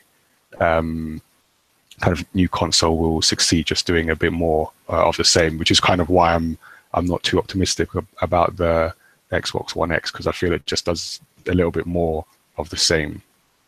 Exactly, which I still feel like even the Xbox One and the PS4 did to a degree. They're just doing more of the same for the most part. Like, they're just bigger and prettier of the stuff we've gotten before. Whereas last gen, we still get innovation this gen, of course, but I think last gen was just explosions of innovation, whereas here is just iterating on that more so than anything else. Yeah, so I feel like this is the generation where this will be the end of just iterating. The next generation has to do something that's totally different. Yeah, exactly. Agreed. Absolutely. Excellent discussion. Does anybody else have any thoughts they like to say before we get ready to wrap up this topic in the show? Do you possibly see Sony borrowing from Nintendo, and maybe you have a super 4K home system, but then you also have a high quality handheld that you can take with you and continue gaming? The new Vita. Wait, hold on. Cool. Vita 4K? Vita 4K, Gary? I don't know if they can do a handheld in 4K, but like maybe the home system itself, when it's playing on your TV, can play in 4K. I think they're crazy enough to do it. Honestly, yeah, and they already have remote play and stuff too. So like they've dabbled in that sort of idea. Yeah, they do have like the elements of it. Yeah, they're really crazy enough to do it, and I think they have the biggest shot as far as like revisiting that concept. I think though, it has to be noted that obviously because Vita didn't really do as well as like what a lot of people had hoped, especially them. The thing is though, is that platformer, that ecosystem still lingers and it still thrives because of all the games that get released on it.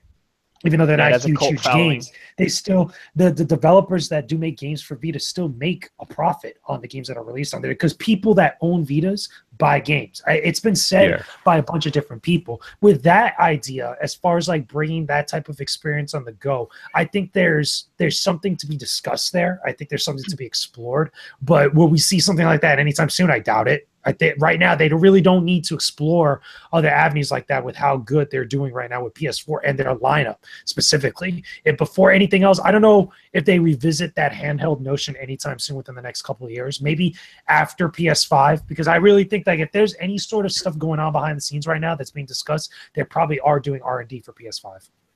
To go back to what we were originally talking about. Yeah, and I just want to say something real quick. I think Max is going to say something, but I just want to say I do agree with what JJ said, that they definitely are crazy enough to explore it, but I agree that they have to, right now PlayStation 4 is doing excellent. I don't see a need for them to focus on that other stuff too much, but they do need to focus on PlayStation VR as well. And I think that once they have proven that PlayStation VR is also in a great position, then they can try these other ventures. But they're doing great right now with PlayStation 4, so I don't really think they need to be looking too far outside that in VR with the mobile stuff.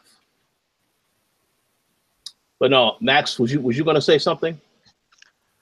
No, I was just more like agreeing with people. I didn't really have anything much more to add. I think that was a great point that JJ brought up. I just hope that people don't get, like, I don't want to say bored. Like if they just do the same thing with the PS5, because you guys are right. They're killing it with the PS4. But I feel like, can they do that again if it's just the same thing next time around? Because keep coming out with killer software for the PS4, and then by the time you need to move on from the PS4, maybe they'll have something like what we were talking about earlier that's like the next big thing that isn't just bigger and prettier again. I feel like that it'd be fine again the next time around, but I think it'd be a missed opportunity if they just did the same thing again. I guess Sony might be watching how VR does their VR, people's response to that. And then maybe even looking over at Nintendo as well to seeing how well the Switch really does over the long term. And maybe that will inform. So I could see them. So I'm sure like right now they are thinking about the options. And I can see that being a very fluid situation depending on how the market goes. And them just maybe changing. Maybe the Switch continues to do well, continues to bring new experiences. And they go, okay, now we're going to shift towards this direction. Maybe they do think about, how do we do something similar for our next console?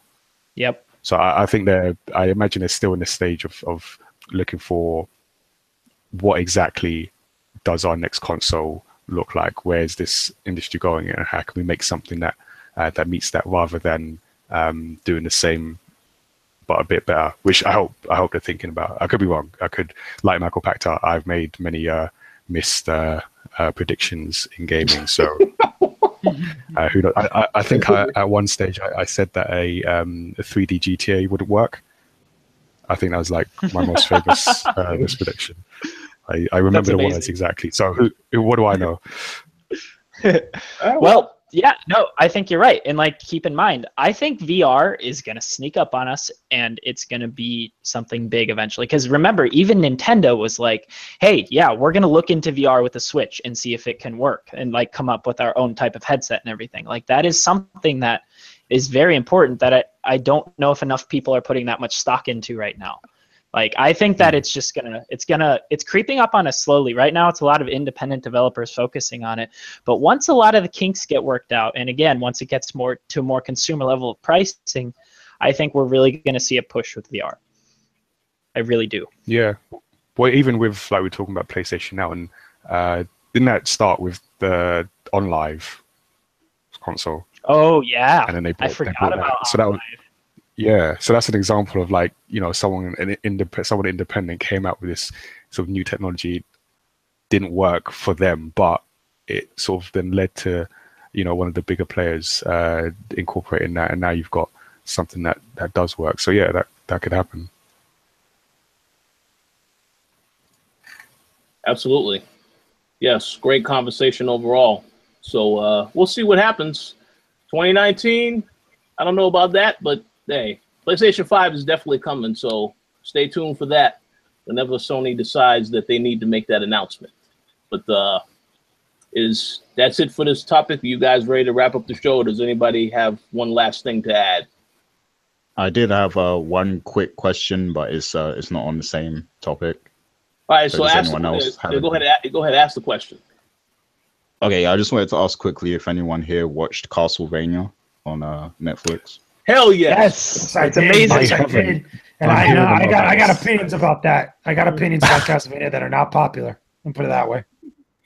All right, let's hear the opinions. Go ahead. You go ahead. All right. So main gist with Castlevania, I agree with a lot of people with the sentiments of how good it looks. I think the animation looks nice and spot on in the way that it was presented. It's one of the better adaptations of a video game in anime form, and especially for the Castlevania series of the franchise in general, especially with how Konami has handled the IP for the long time right now. However, I think that not only the series suffers because of how limited it is, it's only 4 episodes. It doesn't really have a lot of room to wiggle around and really not only construct the world and construct the universe that it's taking place in, but really flesh out all the characters, and offer enough action and events to complement it all. It does its way for not only giving a reason why Dracula has this overall hatred for humanity. I think it's a very well thought out reasoning why Dracula would be so crazy to destroy humanity, and it makes sense in the grand context of things. However, I feel like after that first episode, which, you know, at the very end is when you finally get introduced to Trevor Belmont, like at the last minute or so, not even. Once it gets past that point and it starts going to episode 2 and 3, it takes a nosedive, in my opinion. It really drags. And while there's a little bit of action here and there, the whole series is really supposed to be based off of Castlevania 3, Dracula's Curse. And I feel like you don't get hardly anything with that whatsoever until the very, very end, when they start to blend in elements from that game and also try to mesh it up with stuff from Symphony of the Night. And right when you think like it's going to get good and when it's going to pick up momentum and really start getting into what this series is all about, it kind of ends abruptly. Now, let's be real for a second. It's going to get a season 2. They already got greenlit for season 2, and they're going to get 8 episodes. They're going to get double the episodes of what they had. But I still feel like this first season should have had a 10-episode run, because you would have already had enough time to build up all the characters, specifically Trevor Belmont, who is the hero and who should be our main character, which more time should have been devoted to him from the very get-go of what's going down. But also really kind of give us more about what the Castlevania series is all about, and really give a lot more nods to the franchise for fans than what I saw. You don't hear any of the Castlevania music save for one piece of music, which I think is very vaguely, loosely based on something from Symphony of the Night, which I believe is the menu theme when you first see Alucard. And also, it ends up sounding very dour throughout. Like, granted, there's some humorous elements, specifically in the second episode, that kind of, you know, plays with not only the R rating and the mature take on the property, but after that, there's nothing much more of else. It feels like a lot of filler that's in those 4 episodes for such a short season, for such a short run, which feels weird to say that because I expected more. It started off so good and it started off so promising, but by the time I was finished watching those last 2 episodes or that last episode, I felt very disappointed. And I wanted to see more because I think it looks great. And I think that's what everybody's getting caught up on and really falling into the hyperbole of it all. But let's be real for a second. I think that there has to be more than just good looks here. There needs to be more of a substance. There has to be a better handling of the story. And it feels like they just, for whatever was going on within the limited budget that they had, they couldn't decide whether they really wanted to focus on what the events were of the game. Because you get characters like Sypha, you get characters like Trevor, and you get Alucard, but then you're missing Grant, you're missing some of the other kind of like monsters that don't even really impact most of the series until the last episode. Or even, I should say, the first and the last episode, where you actually see Trevor fighting monsters like he does in the games. But even then, I feel like it's very limited, and it's only limited because it almost feels like it was rushed out. It should have been given more time, even delayed, to get like a 10-episode run, and we probably would have gotten a better series overall. That's actually a really interesting point. I agree in terms of how it takes sort of a nosedive in terms of how it slows down and everything. I feel like Trevor was more there to kind of push the story along more so than the story being about him. Like all these events seem to be happening around him, and he was just kind of a part of it all and just kind of getting engaged with it all rather than these being anything really about him. But do you think that part of the reason it's so short and everything, because I'm the same way, right when it ended, I didn't know that there was 4 episodes. I kept in the dark on purpose. Like when the end of episode 4 happened, I was like, oh shit, this is about to get real. And I was ready to lock in. And then it just ended. Do you think that part of that is because they weren't sure how the series would handle, so they just decided to sort of set up all this lore, and if the show bombed, then the show bombed. But since it did so well in season 2, they can really work on everything since a lot of it's established now. They'll still introduce more, of course, but they can really just branch off of that and go from what's been established and have a really strong season 2? Probably. Here's the problem, though, is because a lot of people keep pointing to the limited budget of the series. Like, it's been put out there that I forgot the guy's name that was actually producing it, where he talked about it openly, and he said, like, he's going to be doing a lot of stuff, and that season 2 is going to be even bigger and better.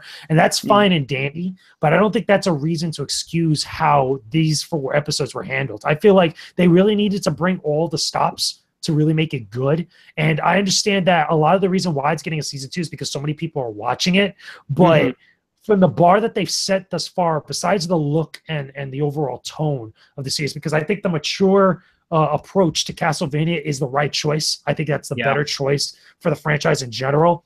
If this one ended up being more episodes and ended up being really good, where it was just the complete Castlevania 3 storyline, I would have been on board, and I would have been like, now I want to see the original Castlevania get adapted. I want to see Simon Belmont after that. I want to see Richter Belmont. I want to kind of like explore all this other stuff, because Castlevania as a franchise is very rich in its history, and it's rich in the types of stories that they get into, even though some of it could get really outlandish and crazy. There's a lot of breathing room there for them to tell interesting stories and even take creative liberties when they need to do so.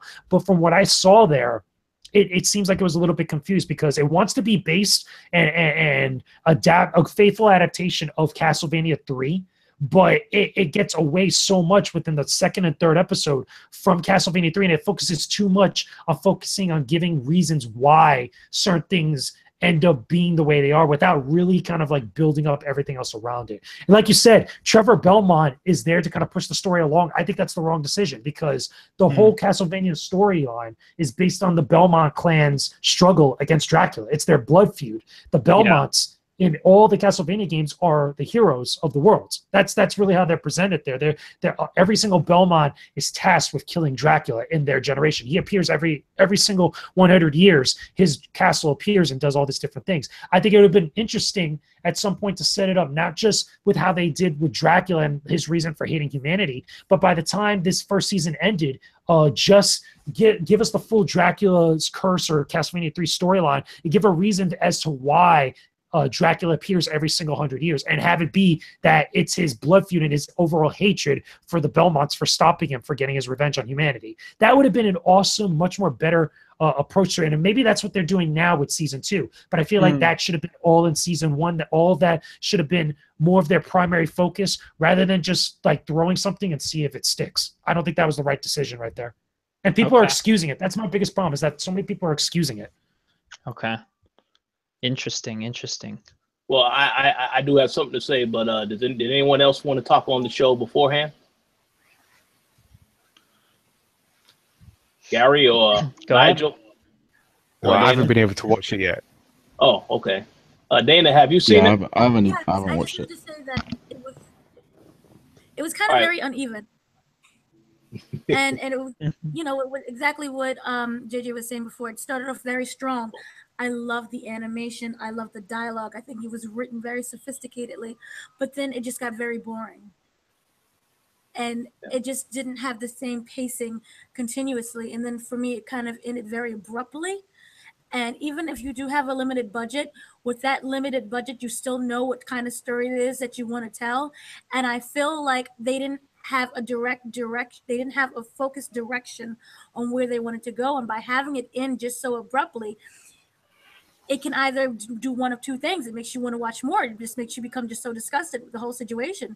Because even though it is 4 episodes, it's 4 hours that you kind of wasted on a show that you really got into and was just shortchanged at the end.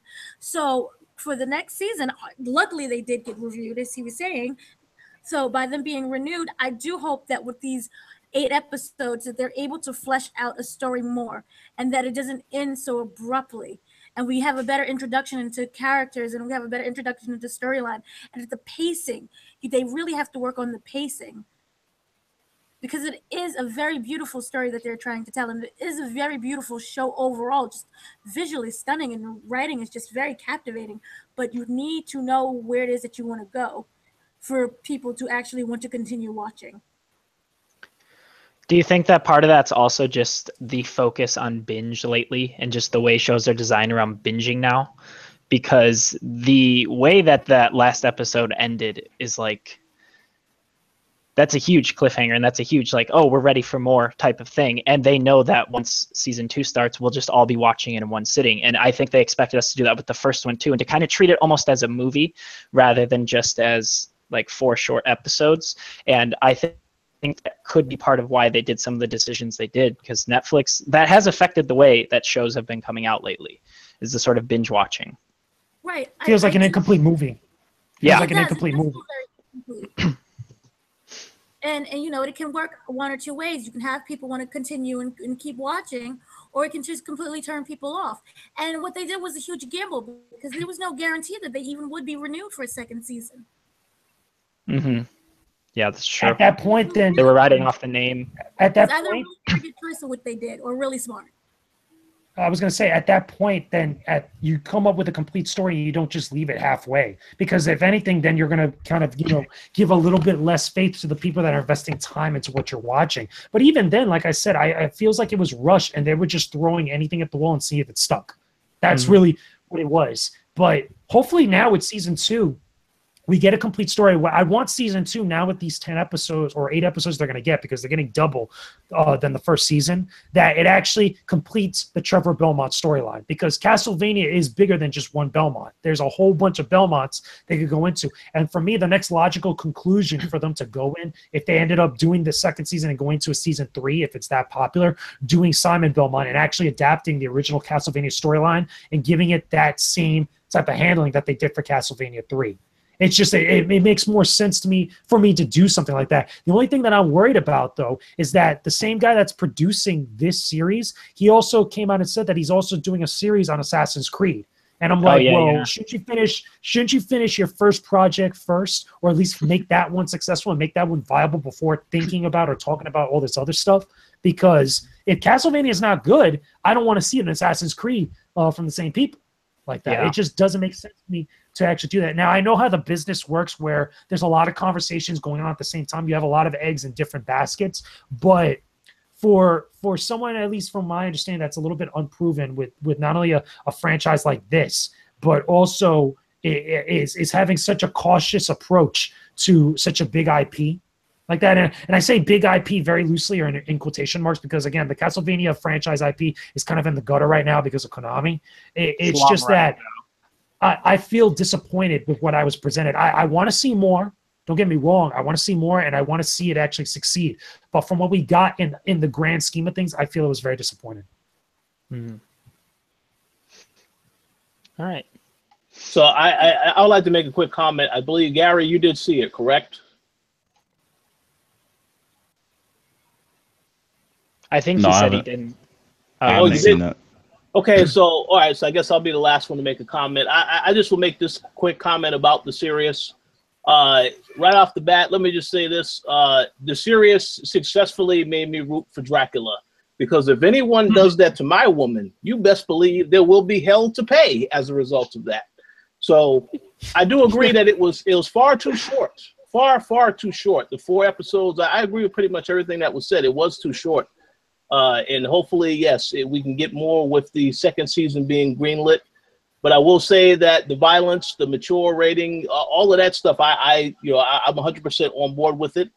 I think I've said in the past, I'm a huge fan of the Spawn animated series. Still pissed that that series is gone, but it was okay. But yeah, they definitely, there's a lot that they need to do with that, because again, only 4 episodes, they're not really too much to work with. And even I recall talking to JJ about this when I found out that the show was coming out this Friday. Even I thought, well, that's pretty soon. I was hyped. Yeah, you remember we were talking. I was pretty hyped. I was like, oh snap, it's already done. Like I was expecting like an anime series like what we see on Netflix's catalog right now when you go to the anime genre line. I was expecting like maybe 10, 20 episodes, 12 episode run. Usually like the median amount of episodes you would get with a Netflix series, not just an anime, but like any Netflix series out there is usually between 10 and 12 episodes like that. And I was pretty hyped for it.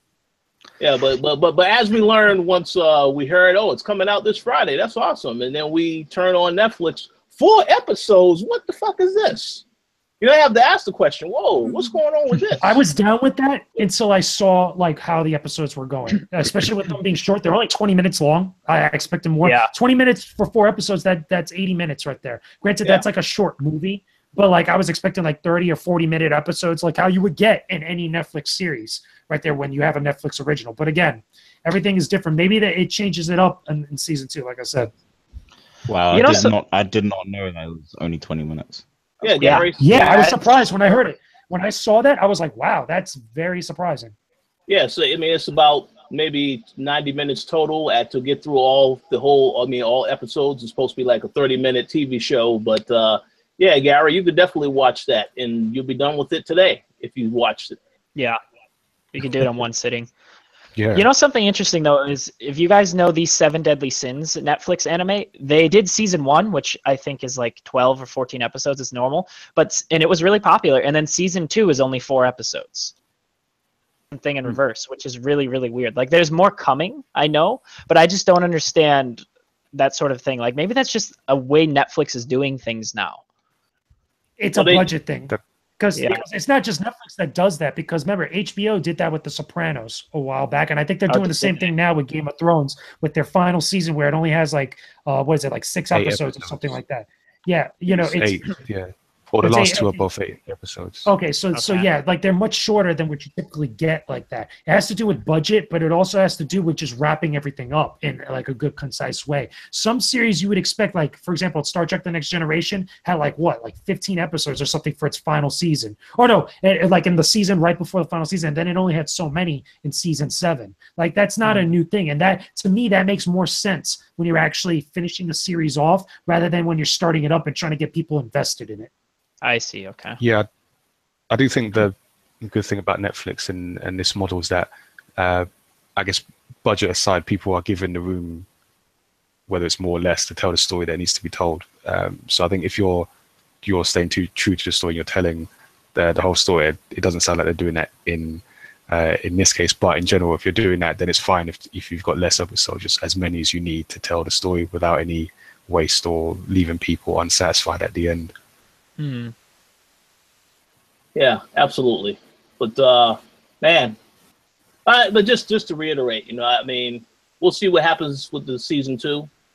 I guess you could say that this is a starting point as opposed to having no serious. So I guess it's okay in those regards. But yeah, I would say for those that, you know, and obviously something else that you should see, if you haven't seen it yet, you all need to go see Spider-Man. We're going to talk about that on another podcast, not today because, you know, but I enjoyed the hell out of Spider-Man. I might as well mention that since Gary said he wanted to mention Castlevania. So, Oh yeah. yeah, but definitely check that out. But any final thoughts before we wrap up the show for today?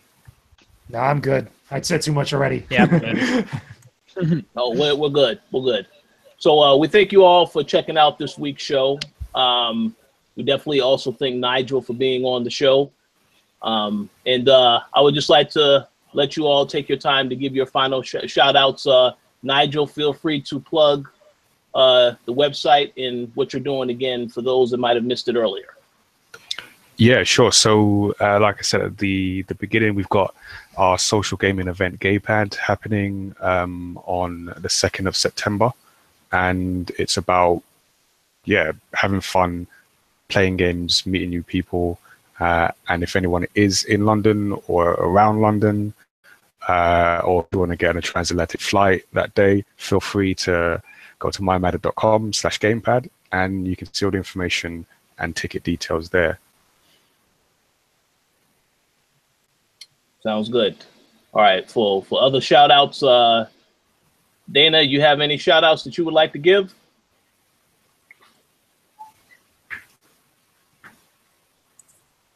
I'm just going to say, you know, I enjoyed the show and shout out to the Koalition for producing wonderful content and all the writers who contribute. Yes, thank you. And when you say coalition, you mean the C, right? Not the K, because you know, yeah. The C and the K. Yeah, let's give a shout out to the C and the K. Both coalitions doing good stuff. Yeah. Okay, Mr. Lugo, any final words or shout outs? Yeah, just shout out to everybody in the chat. Thanks, you know, for all the feedback, for all the cool stuff you guys are putting in the chat, you know, the communication, the back and forward. It's always good. We like seeing that every single week we do the podcast. Shout out to the patrons, as always. Thank you for your guys' patronage. We appreciate you. Thank you for allowing us to keep doing more cool stuff for all of you guys out there. Shout out to everybody leaving comments and posting up stuff in the articles and the reviews and all the podcast posts, the video posts all over the place. We appreciate that as well. And just shout out to everybody that interacts with us on Twitter and other forms of social media. Again, we love communicating with you guys. We love just, you know, having an open kind of like door policy technically when it comes to actually reaching out and going back and forth with all of you on all the stuff that we produce for you guys on the website. So thank you a tons. Absolutely. Max, any shout outs or final words?